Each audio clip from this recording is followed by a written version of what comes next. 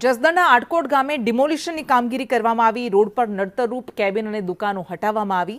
Highway પરનો 1 કિલોમીટરનો road ખુલ્લો કરવામાં આવ્યો। 2 મહિના પહેલા દબાણકારોને નોટિસ આપવામાં આવી હતી। ટ્રાફિક સમસ્યાને લઈને ડિમોલિશન હાથ ધરાયું। ચુસ્ત પોલીસ બંદોબસ્ત સાથે ડિમોલિશનની કામગીરી કરવામાં આવી।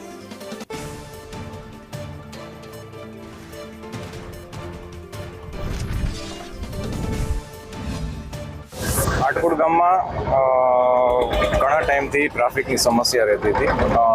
દબાણો ધીરે ધીરે રોડ ઉપર આવી ગયા હતા અને અવારનવાર અકસ્માત પણ થવાના ઘણા બનાવ બનેલા છે।